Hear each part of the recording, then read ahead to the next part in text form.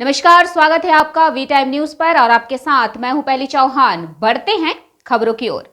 मालदा जिला प्रशासन मुख्यमंत्री के निर्देशानुसार मालदा में बिजली गिरने से मारे गए 11 लोगों के परिवारों के साथ खड़ा है। कल 7 शवों का पोस्टमार्टम कर परिजनों को सौंप दिया गया है।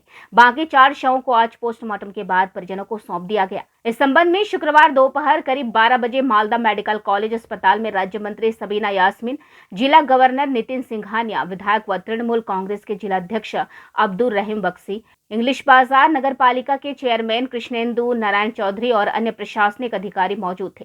मालूम हो कि मृतकों के परिजनों को 2-2 लाख रुपए का आर्थिक मुआवजा दिया जाएगा।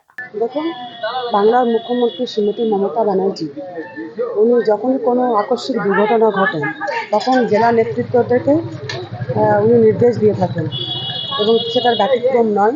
এরকম একটা মুখ্যমন্ত্রী সত্যিকারের জেলার খবর, গ্রামের খবর রেখে, যেটা আমাদেরই এখান থেকে আমরা লোকাল লিডাররাই অ্যাক্টিভ হয়ে করা উচিত এবং আমরা করিও, তা সত্ত্বেও উনি নিজস্ব লেভেল থেকে সবসময় আমাদেরকে এরকম ঘটনা ঘটলে ইনস্ট্রাকশান দিয়ে থাকেন। ওনাকে এই জন্য আমি আন্তরিকভাবে ধন্যবাদ জানাই এবং ওনার ইনস্ট্রাকশানে আজকে সকল জেলার সমস্ত নেতৃত্বরা, প্রশাসনিক যারা চেয়ারে আমরা রয়েছি তারাও আমরা সমস্ত পরিবারের পাশে দাঁড়িয়েছি এবং এই মুহূর্তে কয়েকটা 3-4টে বডি এখনও পর্যন্ত পোস্টমর্টম রুম থেকে বেরোয়নি, সেগুলোকে আমরা পরিবারের হাতে যত তাড়াতাড়ি তুলে দেওয়ার চেষ্টা করছি এবং সরকার সর্বতভাবে এই পরিবারের সাথে আছে এবং আমরাও সাথে আছি, দলও আমাদের সাথে, এনাদের সাথে আছে।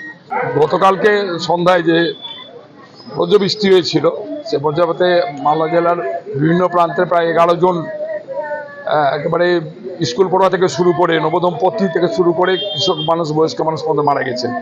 খুবই মর্মান্তিক এবং বেদনাদায়ক। কিন্তু গতকাল থেকে আমাদের মুখ্যমন্ত্রীর নির্দেশে আমরা দলগতভাবে প্রত্যেকটা পরিবারের পাশে এসে দাঁড়িয়েছি।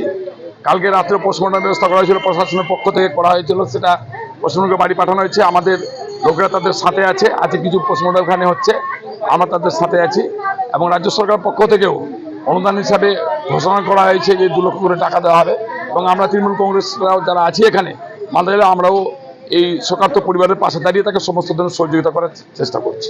वी टाइम न्यूज के लिए मुर्शिदाबाद से मिलन सरकार की रिपोर्ट।